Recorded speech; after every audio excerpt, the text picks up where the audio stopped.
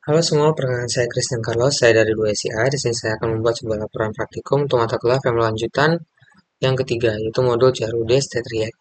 Di mana di sini kali ini akan pembuatan CRUD di dalam React saja, tanpa memerlukan file lain seperti immigration, model atau apapun. Nah, kemudian untuk penggunaan stylenya di sini menggunakan Tailwind CSS, di mana Tailwind CSS ini adalah framework CSS yang bisa digunakan untuk beberapa file yang berbeda.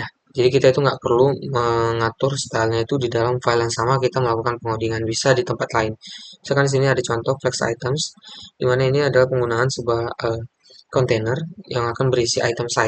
Ada 4 items di sini yang ada box 1, box 2, box 3, box 4 dengan background colornya ada hijau, biru muda atau biru terang, ada abu-abu dan juga lavender. Di sini kemudian kita membuat stylenya itu di flex item CSS. Di mana cara pemanggilannya di sini kita hanya perlu mengimport nama kelasnya saja, tapi jangan lupa untuk import tree-nya juga. Kemudian di sini adalah kita untuk mengatur komposisian dari items-itemsnya. Misalkan di sini kita bakal atur pertama itu ada flex direction, jadi ada beberapa. Pertama itu row. Jadi dia posisi items di dalamnya itu akan mulai dari kiri ke kanan secara default. Jika penggunaan row reverse, maka dia dari kanan ke kiri, tapi tetap dari items pertama ke item terakhir gitu. Misalnya ada kolom. Kalau kolom ini dia akan membentuk sebuah kolom, jadi dia setiap items itu akan membuat baris. Nah, seperti itu. Misalnya ada penggunaan yang kedua itu ada penggunaan flex wrap.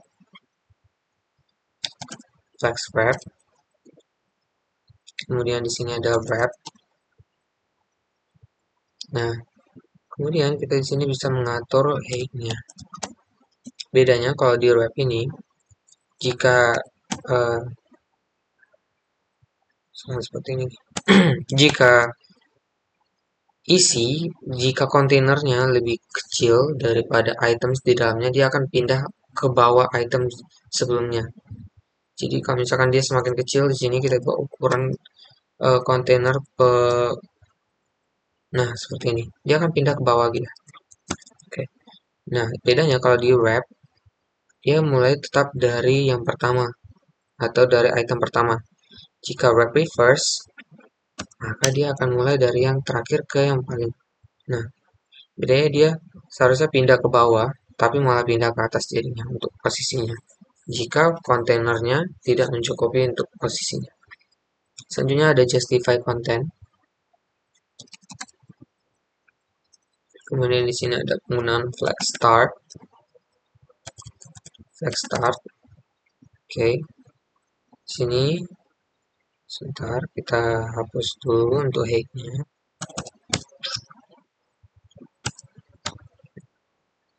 Nah, di sini sebenarnya sama juga. Jadi dia akan dimulai eh, untuk setiap item itu rapat dari sebelah kiri ke kanan gitu. Selanjutnya ada penggunaan flex n. Bedanya flex n ini posisinya aja. Jadi item terakhir bakal fokus ke sudut di paling kanan jadinya, yang paling dekat dengan kontainernya. Bedanya sebelumnya dengan flex wrap, di mana posisi dari items yang flex direction ya, di mana itu fungsinya itu adalah mengatur posisi dari itemsnya, sedangkan di sini itu hanya posisi dari kotaknya saja. Jadi dia nggak akan mengubah, misalkan box 1 ini akan pindah ke box 4 seperti yang ada di flex direction pertama. Oke. Selanjutnya justify content yaitu center. Nah, dia akan memposisikan di tengah-tengah. Jadi antara item terakhir dan item pertama itu bakal berjarak sama dengan kontainer luarnya. Oke. Selanjutnya itu ada space around. Nah, jika space around ini antara item pertama dan item terakhir dengan jarak kontainernya itu sama, kemudian antara jaraknya kemudian dengan item lain itu juga sama. Bedanya space around sama space between, nih, space between itu dia lebih menjorok aja. Jadi lebih dekat ke kontainer luarnya untuk di setiap items. Oke. Misalnya penggunaan align items.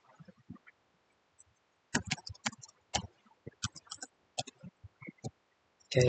Kemudian di sini stretch. Ini sebenarnya fungsinya agar setiap eh, kotak-kotak items ini bisa eh, memanjang ke bawah. Misalkan height-nya adalah 300 px, maka dia akan memanjang ke bawah. Nah, seperti ini. Cuma untuk posisi tetap default, dia akan berada di sebelah kiri. Selanjutnya itu ada posisinya itu adalah center. Ambilnya di kanan. Nah, kalau center, maka dia akan memposisikan kotaknya itu berada di tengah-tengah kontainernya, tapi tetap mempojok dari sebelah kiri. Oke, selanjutnya kita lanjut. Eh, Setelah penggunaan center, yaitu maka posisi kotaknya atau posisi items itu berada di tengah-tengah di antara kontainer. Jadi atas sama bawah jaraknya akan sama, tapi tetap lebih pojok ke sebelah kiri. Nah, selanjutnya adalah line items center, kemudian ada flex start. Nah, kalau di sini itu maka posisinya berada di paling atas dan memojok ke kiri. Walaupun dia besar, dia bakal tetap memulai dari pojok kiri atas mulainya. Oke. Selanjutnya penggunaan align content juga. Tapi kita perlu menambahkan sebuah flex wrap di sini.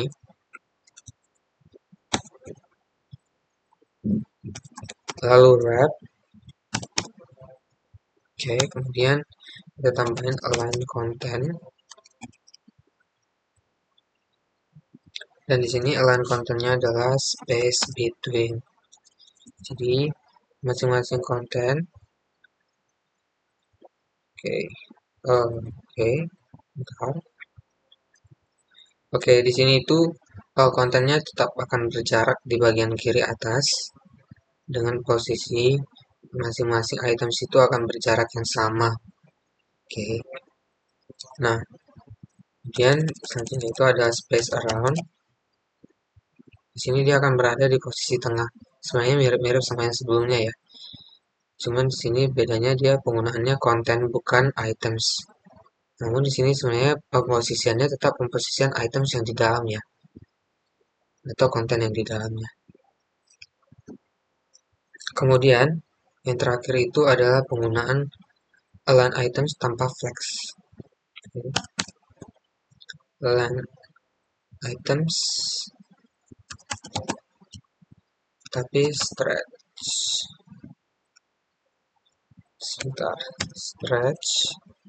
Tapi di sini kita nggak perlu memakai width. Nah, gini dia bakal menyesuaikan dengan berapa besar items di dalamnya itu akan menyesuaikan ukurannya sesuai dengan ukuran dari kontainer luarnya, mulai dari jarak atas, kiri, bawah. Dan juga untuk setiap items akan menyesuaikan posisinya juga. Dan dia bisa memanjang ke bawah. Oke. Selanjutnya setelah itu pembuatan, jika sudah selesai pembuatan ini, kita akan melakukan pembuatan untuk manajemen produk penggunaan CRUD di JavaScript. Di sini kita mendeklarasikan produk CRUD itu apa aja isinya. Misalkan produk, kita set produk dengan useState awalnya itu adalah kosong. Kemudian title-nya itu kita set title dengan useState pertama juga kosong dengan bentuk string. Begitu juga dengan price dan kategori serta image. Selanjutnya di sini kita pembuatan edit index, jadi kita nanti bisa melakukan edit dari produk yang telah kita masukin. Penambahan handle add ini untuk setiap penambahan. Jadi kalau misalkan kita insert data baru akan melalui proses di sini. Jika ada judul, jika ada title, price, kategori dan image, kemudian dia akan melakukan logika lagi jika edit indeksnya tidak sama dengan 0, maka dia akan memasukkan atau melakukan update produk dengan memasukkan produk baru ke dalam array produk lama tanpa mengubah produk lamanya. Jadi dia hanya akan menginsert. Begitu juga selanjutnya ada untuk handle edit, untuk edit dari um, produk yang udah kita tambahkan. Selanjutnya untuk delete juga sama. Kemudian di sini yang return view ini adalah untuk kita melakukan insert datanya sebenarnya. Di sini ada nama produk, kemudian harga produk, kategori produk, URL gambar. Nah, di sini kita masukin. Di sini misalkan type-nya ini adalah teks, maka kita masukin nama produk ini apa. Nanti dia akan memasukkan ke dalam database dengan value-nya title. Jadi disamain dengan pendeklarasian produk CRUD sebelumnya. Oke, selanjutnya itu ini produk map ini untuk menampilkan view dari produk-produk yang udah kita insert. Seperti ada kotak-kotak kontainer di bawah ini. Yang bisa kita edit, bisa kita hapus. Nah, kemudian pada data di sini itu kita menggunakan data dari Vector API di bagian produknya. Oke. Nah, selanjutnya itu saya juga ada pembuatan sebuah user CRUD. Ini sama aja sebenarnya, mirip-mirip dengan produk CRUD. Di sini saya deklarasi user CRUD itu apa-apa aja. Di sini ada user, ada username, ada email, phone, first name, last name, kemudian ada edit index untuk melakukan pengeditan. Kemudian di sini mengambil dari database vectorapi.com.user atau /user. Kemudian di sini penambahan handle add atau penambahan jika melakukan penambahan data. Kemudian di sini untuk jika melakukan pengeditan data. Kemudian di sini adalah form untuk menambahkan user baru. Kita lihat di sini di paling bawahnya juga. Nah, di sini kita bisa menambahkan username baru di sini dengan tipenya teks, kemudian first name-nya juga, kemudian last name, email, dan juga nomor handphonenya. Nah, kemudian kita di sini menampilkan sebuah tampilan lah ya secara langsung user map-nya itu. Di sini kita menampilkan oke. Nah, di sini kita menampilkan sebentar kita lihat di sini kita menampilkan username. Kita menampilkan username dan juga first name-nya. Kemudian last name-nya, kemudian email dan juga nomor handphonenya. Seperti yang ada pada kode sebentar. Oke. Oke, nah ini. Saya kita tambah nama saya Carlos Sitorus. Oke. carlos@gmail.com. Nomor HP. Oke, kita tambah user. Nah, dia akan berada di paling bawah. Oke. Nah, seperti itu. Oke. Sekian dari video laporan saya. Terima kasih.